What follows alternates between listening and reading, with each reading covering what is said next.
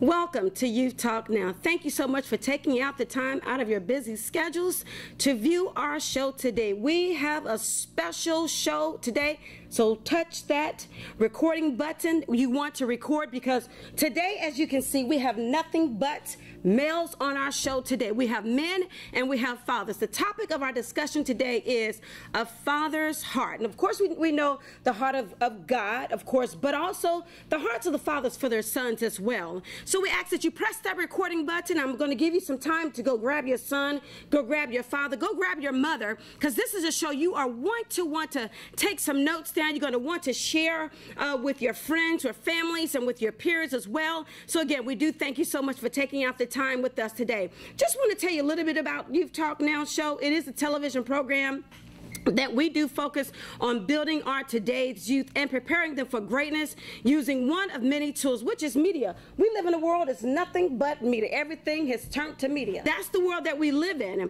We Youth Talk Now, we just have different topics that we discuss, and topics that will bless and encourage our youth and help refocus them, help refocus them and even focus them. And so we are just excited about today's program. Our goal for Youth Talk Now is to push our youth leaders, is to push them into areas where they maybe didn't even think about things, certain educational ideas and certain things in school, or just to help build our youth up. So again, we do thank you so much for taking out the time to come and view this show with us today.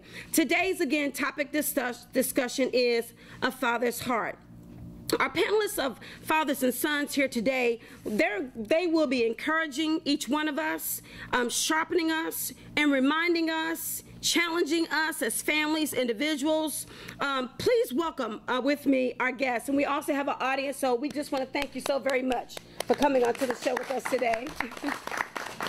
We want to start with the Word of God. Psalms 127:3-5. It does say, "Lo, children are an inheritance of the Lord, and the fruit of the womb is his reward. As arrows in the hand of a mighty man, so are children of the youth. Happy is that man that hath quiver full of them.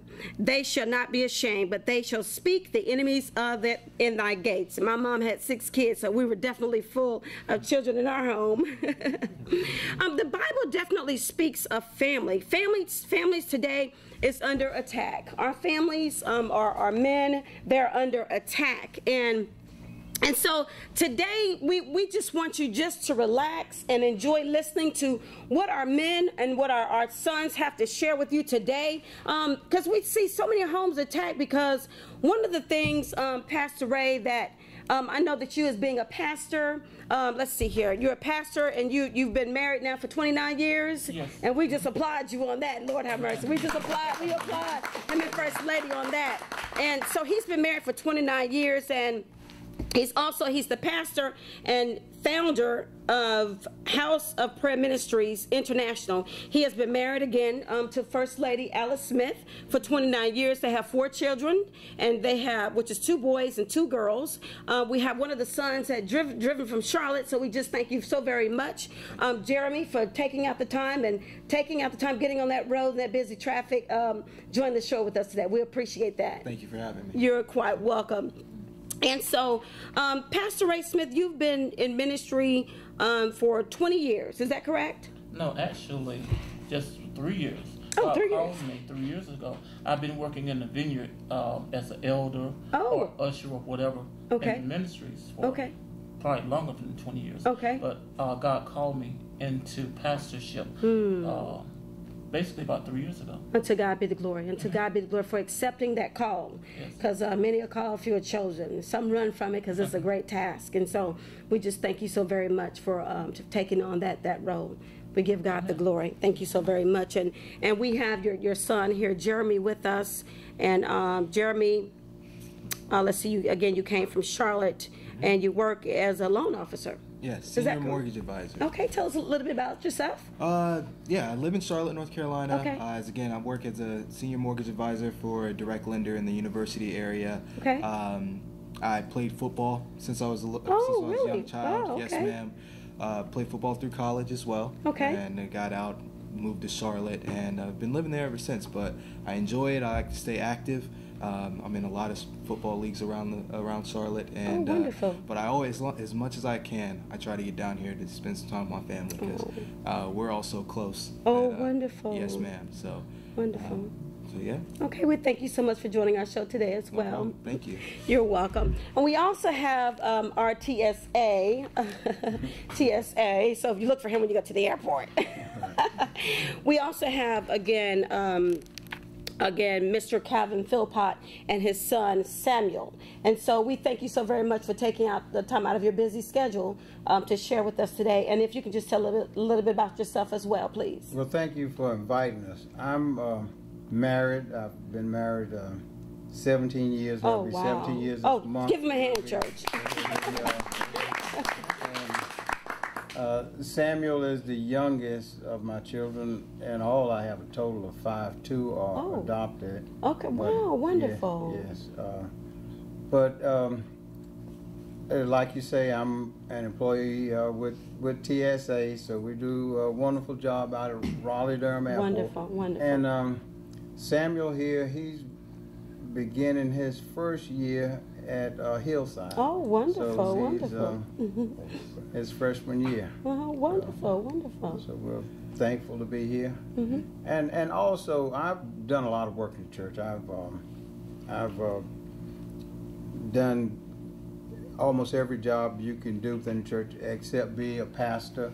And but other than that, I enjoy ministry work, and I enjoy being a father. Oh, that's wonderful. I know I can say this. I was just reminded. We used to meet at the church at 5 o'clock in the morning for prayer. Right. You remember that? Yeah, and he would at times be the only man that would show up. And so I remember that, and I just would see how God would use you. And so I thank you so much for your service to the ministry, to the body of Christ, and to your son as well. Did you want to share with us a few things as well about yourself? Okay. My name is Samuel. I live in Durham. About to go to high school next week on Monday, starting up. Nice. I've been playing sports since I was little, back in elementary school, basketball mostly, but I just started playing football in middle school. Pretty good. Oh, wonderful. But I'm staying out this first season for school first. Okay. And then education, your grades first. That's good. That's really important because sometimes we lose that. Thank you so much for coming on the show with us today. I appreciate that. And we also have Mr. Derek Dula. We thank you so much also for coming onto the show. And you want to share a little bit about yourself today? Well, I'm Derek Dula. I've been married for 9 years. Oh, got to give him a hand. I have 3 kids. My daughter Nevaeh, who's in the back, she's 8 years old, about to turn 9. My son Kenneth, he's 7 years old. And my little son, DJ, Derek Jr., he's 3 years old. I've worked in the transportation department for going on 4 years. And I sing at churches. I'm on the praise team, the choir. Wonderful. And I'm a security guard as well. Awesome. And that's pretty much me. Thank you so very much. I love my kids, and I'm happy to be here. I know that he's a wonderful father as well. He has such beautiful children. And you want to say a few things of Kenneth as well? What grade are you in? First. You sorry? I'm going to the second. You're going to the 2nd grade? Yay! Wonderful. Thank you so much for coming to be on our show today. We appreciate that. You look very handsome today. Thank you. You're welcome, sweetie. Again, we do thank you so very much for taking out the time to view with us today. Again, our discussion today, it is on A Father's Heart, and we're just going to get started with Pastor Ray, if that's okay. And Pastor Ray, when you think about fathering your children, and as well as fathering as a whole, what would you describe as a father? Well, I know in the media, being a father basically is just fathering children. Mm-hmm. But the way I look at it is the responsibilities of a father that changes the whole dynamic. Mm-hmm. Because you have to care for your family, care for your children. You have to take care of their spiritual needs, their natural needs, their emotional needs. There's so much that you have to take care of them from the day they're born until even after they leave your home. You're still a father. Yeah. So you have to really, and once you understand the responsibilities, the roles, then you really become a father, you know, more than just being a natural father. And the way I like to look at it is that it's stewardship, because God's holding me accountable for how I father my children. Yes. So I'm not just going to go by just like food and clothing and a place to live. Right. No, I'm going to teach them according to the word. All right. So, and as I started to, you know, really seek God, as far as, because I looked at it as a blessing to be a father. It's not it is tough sometimes, Right. but it's a blessing. It's a Right. heritage. It's wonderful. And God started speaking to me. He started sharing with me not only the scriptural things like not spare the rod and those sort of things and taking them to church, but he also started showing me what to say to them, because he would take me back when I was a boy, 14, 15, even 5 years old, and I would feel the whole emotion, and I would know exactly what they were thinking. Right. And then he would speak to me and share with me what to say to my children. Right. And so, to me, being a father is stewardship, but we can't do it alone. Right. We have to have the Lord in our life to Yes. help us Right. to be the father that we need to be. That's right. Because nobody's perfect. You know, none of us, none of the fathers, you know, are perfect. And if we just don't have the Lord, as I'm not a father, but don't have the Lord, it's a little bit challenging. It's very challenging. What can you share, Jeremy, as a son under his leadership? What can you share with us the greatest experiences that you can remember as a child?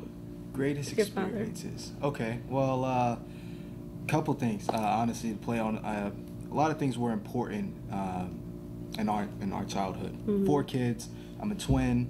I have a twin sister, an older sister, and a younger brother. So yeah, 2 boys and 2 girls. Right. But as the eldest son, a lot of things were, I guess, tested, Right. you know, on me. Right. But I would say the biggest things, the most memorable things about my childhood were just the support system that I had.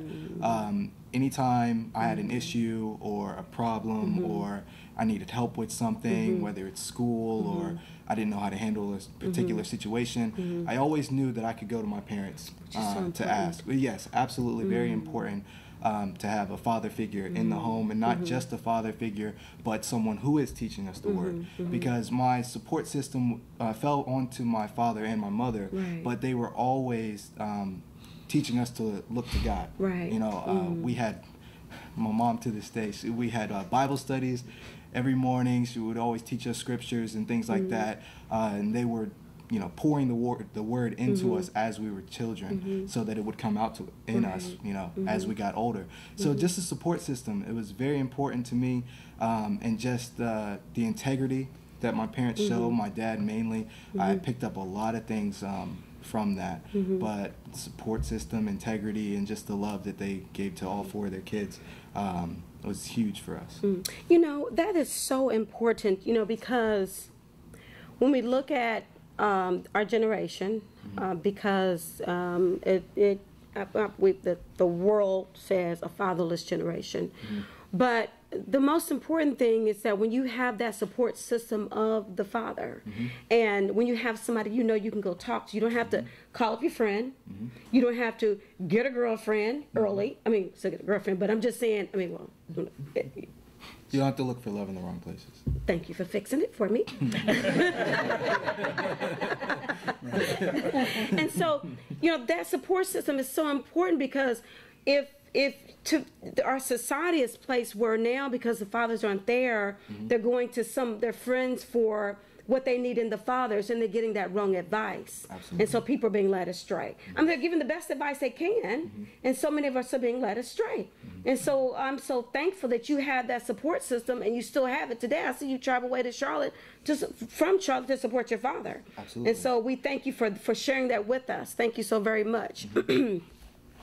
And we also have actually Derek Dula. Something's transitioned for you in your life, and so that transition, do you mind sharing that with us today? Because I believe, just as with our family here, the Ray Smith family shared with us, that what you're going to share is really going to help our viewers, and even those of us on the panel. Yes, ma'am. All right. But the job that I had, I would go to work about 6 o'clock in the morning. I wouldn't get off to about 7:30, 8 o'clock at night, so I would never see my kids. pretty much all their life I was gone, you know, and when the only time they would see me would be at nighttime, and it was bothering me.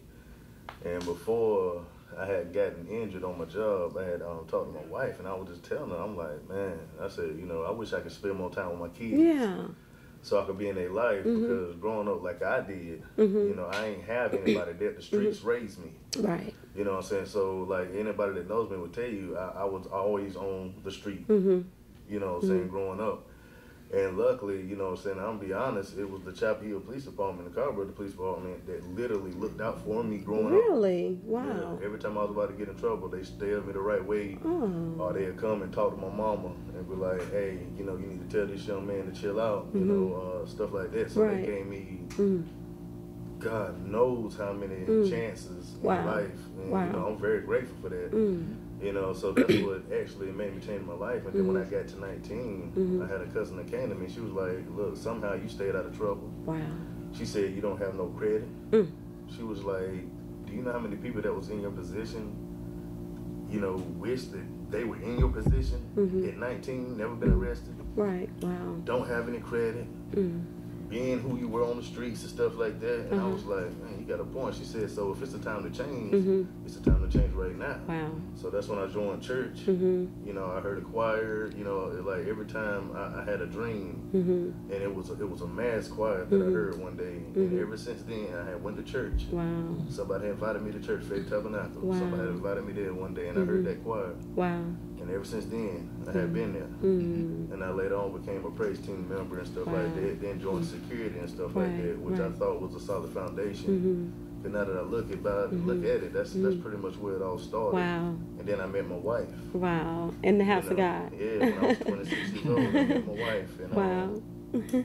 Then 3 kids later, you know, which honestly, that's what really turned me around. That's what really helped me. If it weren't because of her, I would have still been somewhat straddling the fence, and somewhat lost. But when I met her, and then we had our first child, you know, that's when that light bulb really went off. Like, okay, it's time to go. You know, it's time to change. You know, and I'm just here. You know, I want to make sure my kids don't go through the same thing that I don't never want them to see the street. Wow. I don't never want them to see that struggle that I had to go through, or not having a father there.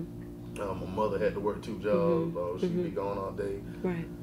I don't want them to see. I don't want them to be raised like that. You know. So I try my best to be there, to be stern. You know, to be somebody that's gonna tell them no when it's wrong. Right. You know what I'm saying? But pat them on the back and let them know it's okay at the same time. You know, we live to learn. Right. And I want to make sure my kids don't, you know, don't follow the same path, and any other kids out there. Right. You know, I don't want them to follow that same path that I went, because it's not cool to be, excuse my word, but stupid. It's not cool. It's very cool to be smart. And if I know then what I knew now, you know. So you had the church system that helped you, even though we know that our nation at this time, the attack is on the churches, and so we thank you for sharing that testimony with us. That we just thank God that somebody that's watching right now, that God would lead them to a church, that even if they don't have that support system as a father, that God will lead them to a congregation that will be there for them, that can help build them, a word church, because that makes a big difference, a word church. And so we just thank you for that testimony. That's an awesome testimony, and we see you have your son, and what is your name? It's Kenneth. What are some of the things that you enjoy with having your father that you can share with us and some little boy that may be watching? Do you play games with Daddy, or what kind of games do you play with Daddy? I play superhero games. Superhero games? Do you enjoy that time you spend with your dad? And do you like it when other people are around, or when it's just the two of you? Just the two of you? You get a chance to talk about things with him, and you maybe share different things with him than you do with your mom? You do? And is that precious time for you? Yes. Well, we definitely thank you so much for coming on the show with us as well, Kenneth. Thank you so much. You're welcome. Thank you so much.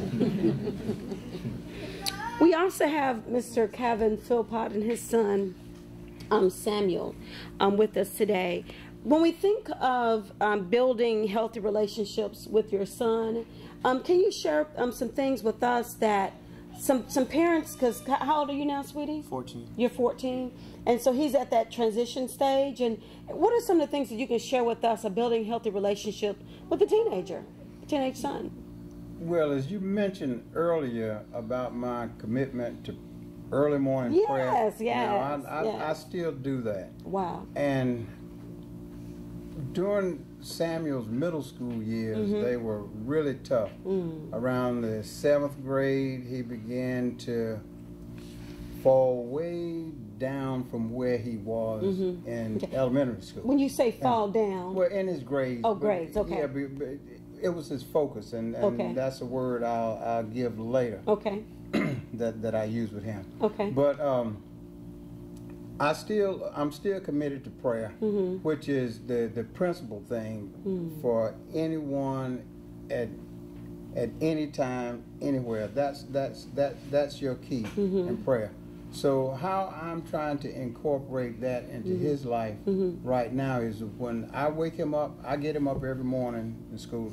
Summer, I've given him a little bit of a break. I let him wake himself up most times now. But starting on Monday, what we'll do when I wake him up, he has to tell me 2 things that he's thankful for. Really? And that's the beginning of prayer, being thankful. Okay. He's not, whether he's incorporated that in his mindset right now, but it is. It's just being thankful. So he has to give me 2 things that he's thankful for.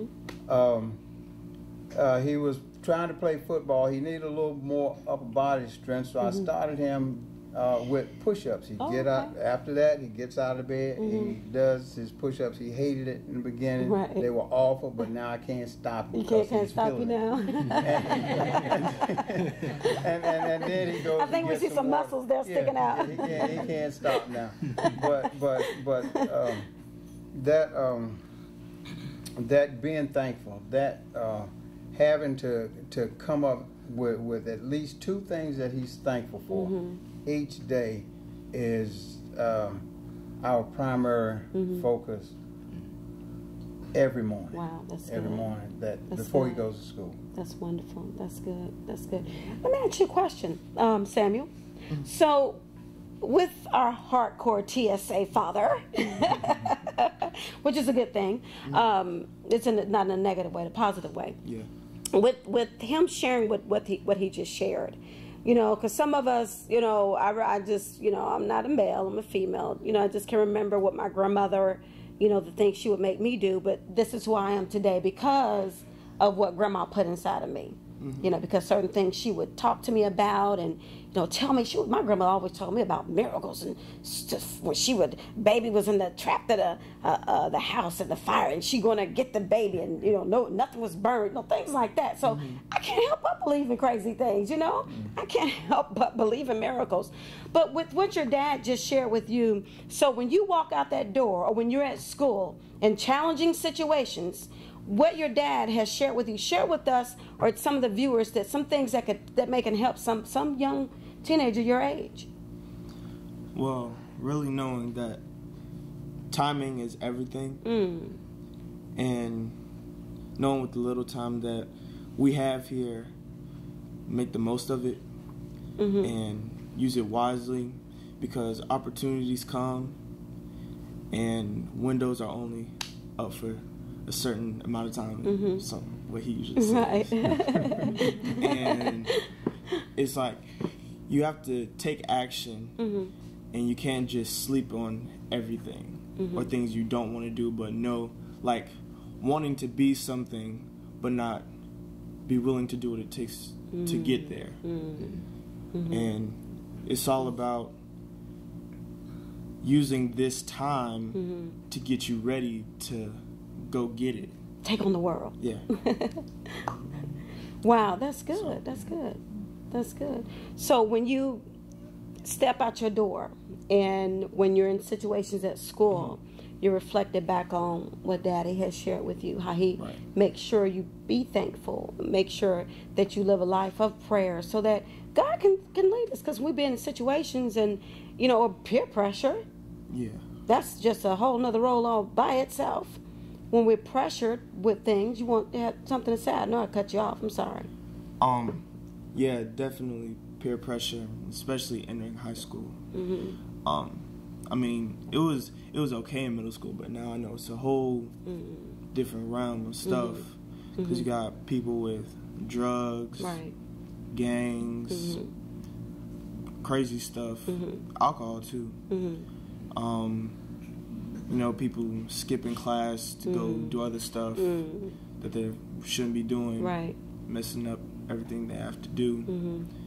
I know a few people that are on the road that's like that or have been. Right. But with all the stuff that he said to me, I know not to do that. But yeah, it's always good when you go into situations that's like that. Always have that mindset and know what makes me think back on what he would tell me or what I know that God would want for me to do. And so if you just look at that, you'll stay on that narrow path. To God be the glory. Yeah. Pastor Philpott, I'm sorry, I'm getting these. Pastor Ray Smith. Yes. As your sons were teenagers, what are some of the challenges that you were faced with or that you saw them face with that may can help someone right now or may can help Mr. Philpott and maybe their challenges or some of our viewers? And because, you know, you have he made it through. And how old are you now, sweetie? I am. Today is my 28th birthday. What? Let's give him a hand. What are some of the things you can share with some of our viewers? Okay. All right. Well, one thing I want to talk about, because listening to some of the other fathers, it reminded me of some of the things that God was sharing with me. One of the things that we did was we always told our children that we loved them. We constantly told them that we loved them. We told them that they were beautiful, my sons and my daughters. Wow. We shared with them that they're beautiful and they're smart and they can do anything they want to do. Wow. All right?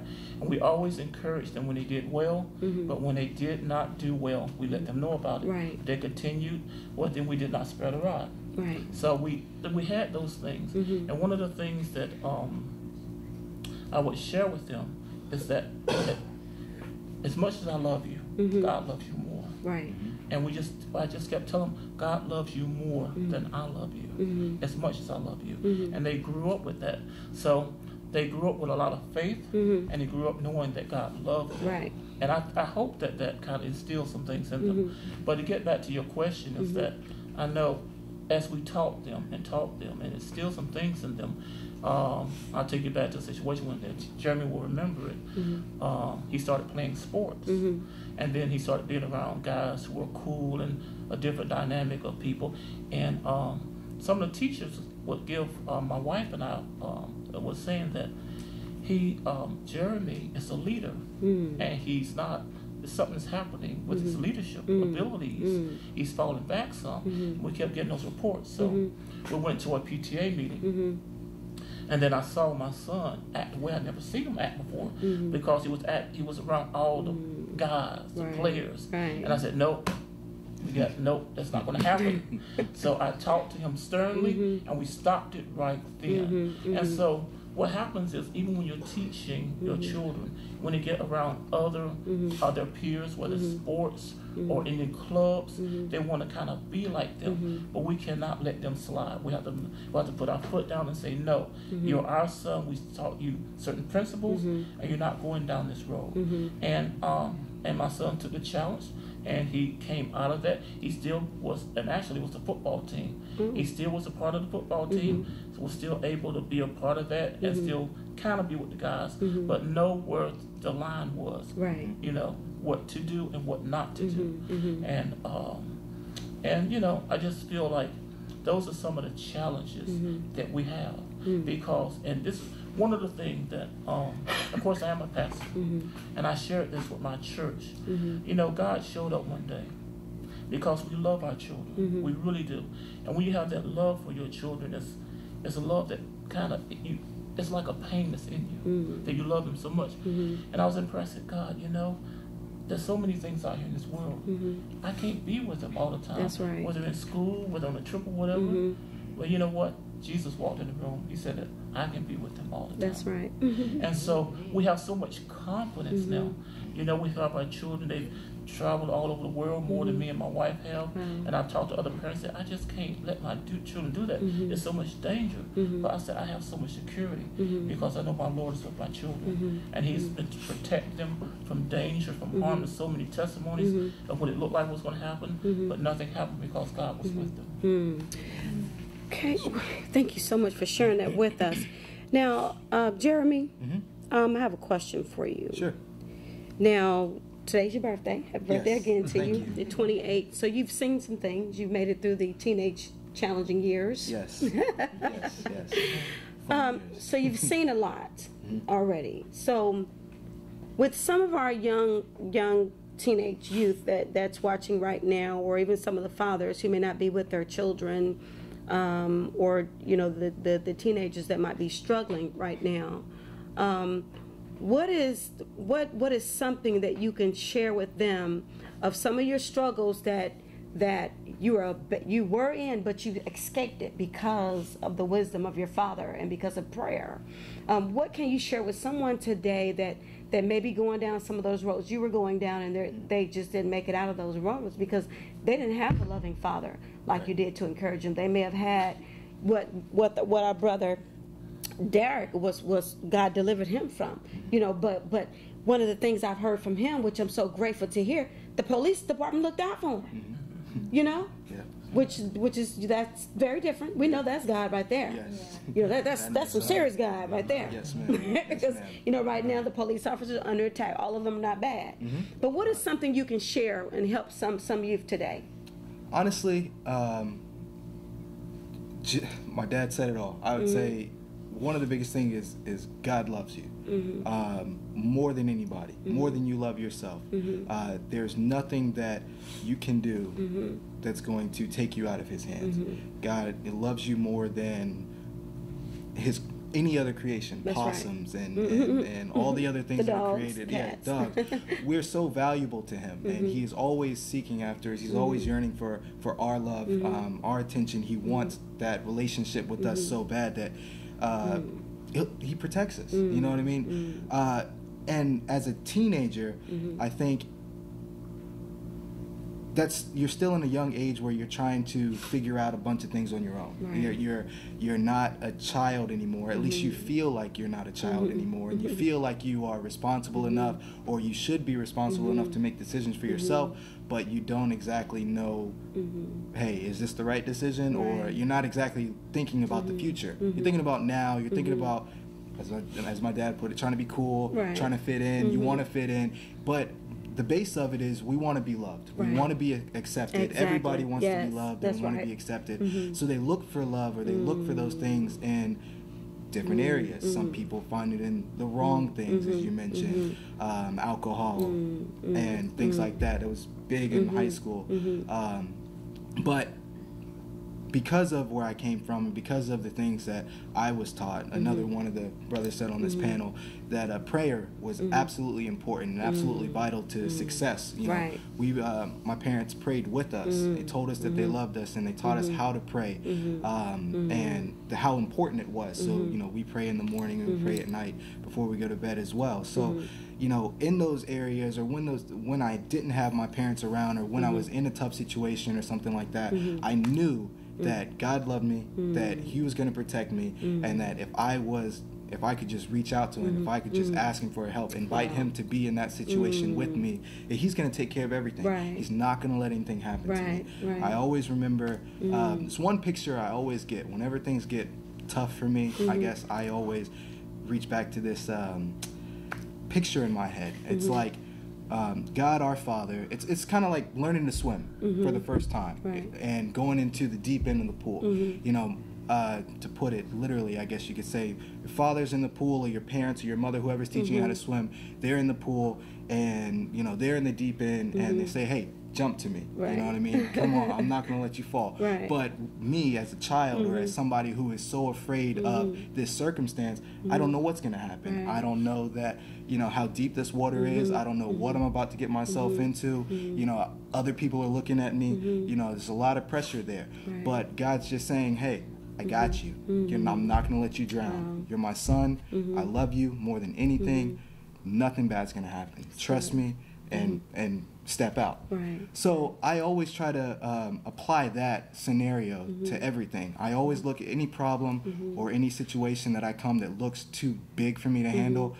I already know that God is with me. I already know he's going to bring me out. It's just, how are you going to do it this time? In all honesty. So to everybody out there, I would probably just say, you know, God is